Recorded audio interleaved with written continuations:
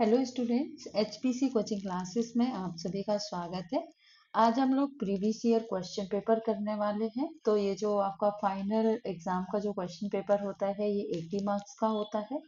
ठीक है, जो काफ़ी सारे सेक्शन में डिवाइड होता है क्वेश्चन पेपर। हम लोग इसका फर्स्ट सेक्शन ए करने वाले हैं जिसमें मल्टीपल चॉइस क्वेश्चन गिवन है। ठीक है, तो हम लोग स्टार्ट करते हैं फर्स्ट क्वेश्चन से। फर्स्ट क्वेश्चन है आपका, एवरी रैशनल नंबर इज। जो हर एक रैशनल नंबर होता है वो क्या होता है? तो every rational number is a real number. हर एक रैशनल नंबर रियल नंबर होता है, क्योंकि जो रियल नंबर होता है वो सेट ऑफ रैशनल और इरेशनल नंबर होता है। Okay, real number is the set of rational and irrational number कह सकते हैं। तो जो इसका ऑप्शन सी है वो इसके लिए क्या होगा? करेक्ट होगा। ठीक है, फिर नेक्स्ट है हमारा second question, the distance of point 2,4 from x axis. तो जनरली आपने क्वाड्रेंट में देखा होगा कि ये हमारा क्वाड्रेंट होता है, ये एक्स एक्सिस होती है, ये वाई एक्सिस होती है। तो जो हमें डिस्टेंस निकालना है ना, वो एक्स एक्सिस से डिस्टेंस निकालना है, ऐसे डिस्टेंस निकालना है। तो जब हम एक्स एक्सिस से डिस्टेंस कोई निकालते हैं तो डिस्टेंस फ्रॉम एक्स एक्सिस का जो फॉर्मूला होता है वो होता है is equal to mod y. तो आप इसमें देखेंगे कि जो बाई की वैल्यू को कितनी दी हुई है, 4 दी हुई है। तो इसकी जो मॉड बाई की वैल्यू कितनी हो जाएगी? 4 हो जाएगी। तो आपका आंसर क्या होगा? 4 होगा। बी ऑप्शन इसका करेक्ट होगा। और इसकी डिस्टेंस फ्रॉम बाई एक्सिस कितनी होगी? 4 यूनिट होगी यहाँ पे। ठीक है, यहाँ पे इसकी डिस्टेंस कितनी होगी? 4 यूनिट होगी।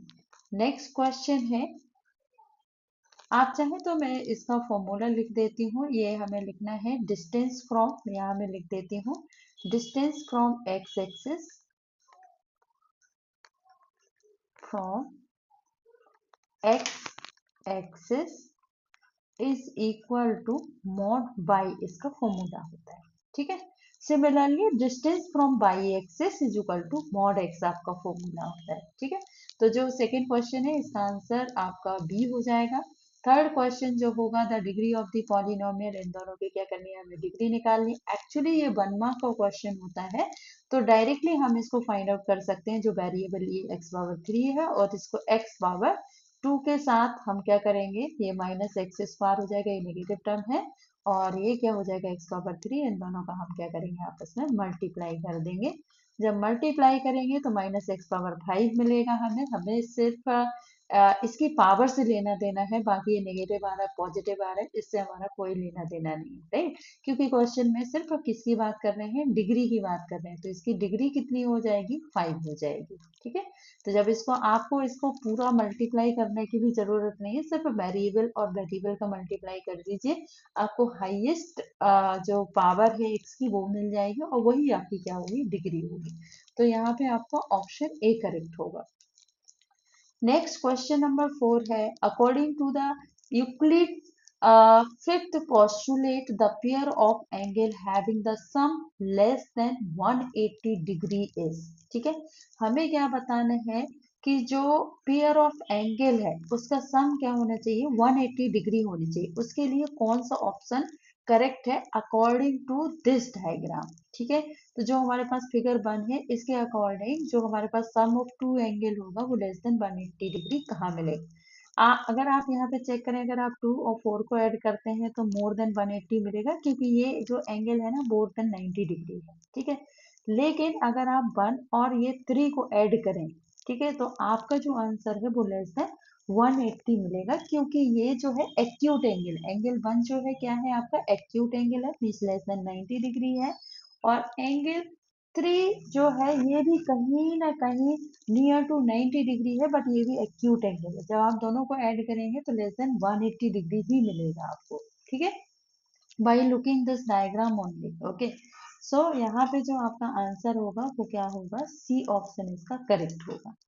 नेक्स्ट है question number 5, the length of the chord which is a distance of 12 centimetre from the centre of a circle of radius 13 centimetre. हमें क्या करना है? मैं क्या करती हूँ, यहाँ पे सर्कल ड्रॉ कर लेती हूँ। ठीक है, ये मैंने सर्कल ड्रॉ किया, इतना अच्छा नहीं है, बहुत गंदा सा सर्कल बना हुआ है। ठीक है, तो इस सर्कल में मैंने क्या किया, एक कॉर्ड ड्रॉ कर ली और ये रहा centre of the circle. Centre से जो कॉर्ड तक का डिस्टेंस है वो हमारे पास 12 सेंटीमीटर गिवन है इन द क्वेश्चन में ही, और इसकी जो रेडियस है वो कितनी दी हुई है, 13 सेंटीमीटर दी हुई है। इसको ओ ले लेती हूँ, ये ए है, ये बी है, और ये पॉइंट मैंने क्या किया, सी ले लिया। ठीक है, कॉर्ड की डिस्टेंस निकालनी है हमें, मैं दैट्स मीन्स मुझे ए बी की वैल्यू निकालनी है। ठीक है, ए बी की वैल्यू क्या होगी वो मुझे क्या करनी है, निकालनी है। तो मैं क्या करती हूँ, और हमें पता है थ्योरम, जो मिड पॉइंट थ्योरम है, जब हम सेंटर से कॉर्ड पे कोई परपेंडिकुलर ड्रॉ करते हैं तो ये क्या करता है, कॉर्ड को टू इक्वल पार्ट में डिवाइड करता है। ठीक है, तो हमें क्या करना है, ये जो है जो ओ सी जो है ये परपेंडिकुलर है, ये ए बी को टू इक्वल पार्ट में डिवाइड कर रहा है, मतलब ए सी इज इक्वल टू ये कितना हो जाएगा आपका, बी सी हो जाएगा। ठीक है, तो यहाँ पे आपके पास क्या आएगा, ये हमें क्या निकालना है, पाइथागोरस थ्योरम का यूज करके हमें यहाँ पे AC निकालना है। ठीक है, तो हाइपोटेनस, पाइथागोरस थ्योरम क्या होती है, हाइपोटेनस का square is equal to perpendicular square plus base square, लेकिन मुझे यहाँ पे बेस चाहिए तो मैं डायरेक्टली लिखती हूँ AC का square is equal to 13 square minus 12 square. जब आप इसको सॉल्व करेंगे तो यहाँ पे आपके पास क्या आ जाएगा, इसका जो 13 का स्क्वायर होता है वो 169 होता है, 12 का स्क्वायर आपका कितना होता है, 144 होता है। तो यहाँ पे जो आपका आएगा ये कितना, 25 हो जाएगा। AC की वैल्यू कितनी, 25 हो गई। और जब हम सॉरी, AC की जो वैल्यू है वो √25 होगी, क्योंकि यहाँ लेफ्ट साइड स्क्वायर था, मुझे स्क्वायर रिमूव करना है तो यहाँ रूट आए। तो AC की जो वैल्यू है वो कितनी आ गई, 5। AC की वैल्यू अगर 5 है तो ये भी 5 होगी, तो पूरे AB की वैल्यू कितनी हो जाएगी, AB इज इक्वल टू हो जाएगी आपकी 5 plus 5 which is equal to 10 हो जाएगी। तो जो AB की वैल्यू कितनी हो गई, 10 हो गई, तो इसका डी ऑप्शन करेक्ट होगा। ठीक है, नेक्स्ट है question number 6। If the volume of a sphere is numerically equal to its surface area, then its diameter। ठीक है, तो सबसे पहले यहाँ लिखते हैं कि जो वॉल्यूम ऑफ स्फीयर होता है वो क्या होता है ना।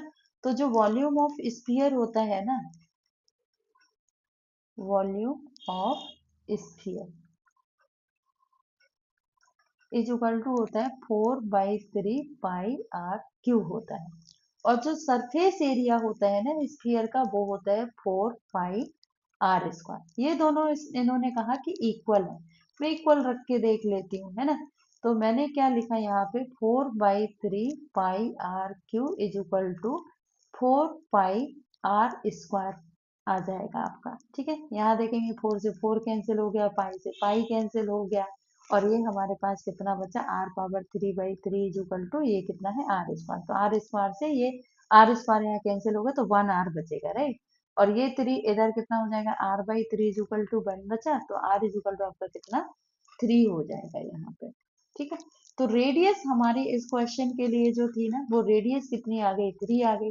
तो डायमीटर हमारा कितना हो जाएगा, 3 × 2 हो जाएगा विच इज इक्वल टू 6 हो जाएगा, राइट। तो जो 6th का करेक्ट ऑप्शन है, मीन्स डायमीटर क्या होगा, तो डायमीटर 6 यूनिट्स होगा यहाँ पे। ठीक है, ये आपके पास वॉल्यूम ऑफ स्फीयर लिखा हुआ है, आप इन दोनों का कंपेयर करके दोनों को इक्वल लिख सकते हैं और आर की वैल्यू निकाल सकते हैं। ठीक है, नेक्स्ट है question number 7। Two sides of triangle are 5 centimetre and 13 centimetre and its perimeter is 30 centimetre, the area of triangle is. हमें क्या करना है, ट्राइंगल का एरिया निकालना है। तो पेरीमीटर हमें पता है कि पेरीमीटर क्या होता है, पेरीमीटर इज इक्वल टू होता है a + b + c होता है। पेरीमीटर हमारे पास कितना, 30 दिया हुआ है, और ये दोनों कितनी दी हुई, ये हो जाएगा 5 और प्लस कितना 13, और प्लस ये कितना हो जाएगा, c हो जाएगा, है ना। इधर कितना हो जाएगा, c हो जाएगा, मैं डिफरेंट कलर से लिख लेती हूँ यहाँ पे, c हो जाएगा। अब 5 + 13 18 होता है, तो 30 माइनस क्या करेंगे, 18 करेंगे इज इक्वल टू c हो जाएगा। तो c की वैल्यू कितनी निकल के आई, 12 निकल के आई। तो एक हमारे पास ट्राइंगल है इस तरीके से, ये 13 दिया हुआ है, ये 12 आ गया, और ये हमारे पास कितना 5 आ गया। ठीक है, ए बी सी मैंने तीनों वैल्यू निकाली। आप जब इसको चेक करेंगे ना तो ये एक राइट एंगल ट्राइंगल को फॉर्म करेगा। जो ये ट्राइंगल की साइड्स हैं, ये राइट एंगल ट्राइंगल को फॉर्म करेंगे। कैसे? क्योंकि ये पाइथागोरस थ्योरम को सेटिस्फाई करेंगे। ठीक है, तो हमें क्या निकालना है? इसका एरिया निकालना है। जो हमारे पास ट्राइंगल मिला उसका हमें क्या करना है? एरिया निकालना है। ठीक है, तो हम क्या करते हैं, इसका एरिया निकाल लेते हैं। ट्राइंगल का जो एरिया होता है वो क्या होता है? 1/2। यहाँ होता है 1/2 बेस इंटू हाइट होता है ना। बेस इंटू परपेंडिकुलर लिख सकते हैं हम। तो मैं यहाँ क्या करती हूँ? वैल्यू सब्स्टिट्यूट कर देती हूँ। तो यहाँ पे मैंने वैल्यू सब्स्टिट्यूट की, ये हो गई 1/2, और यहाँ पे आपके पास कितना आ जाएगा? बेस जो हो जाएगा 5 हो जाएगा, इंटू ये कितना हो जाएगा? 12 हो जाएगा। ठीक है, तो इसको कैंसिल करेंगे, 2 6 जा 12 हो जाएगा, और इन दोनों का मल्टीप्लाई करेंगे तो यहाँ पे 30 मिलेगा, है ना। तो जो करेक्ट आंसर होगा वो हमारा क्या होगा? 30 सेंटीमीटर स्क्वायर होगा एरिया ऑफ ट्राइंगल। ठीक है, नेक्स्ट है, which of the following cannot be the empirical probability of an event।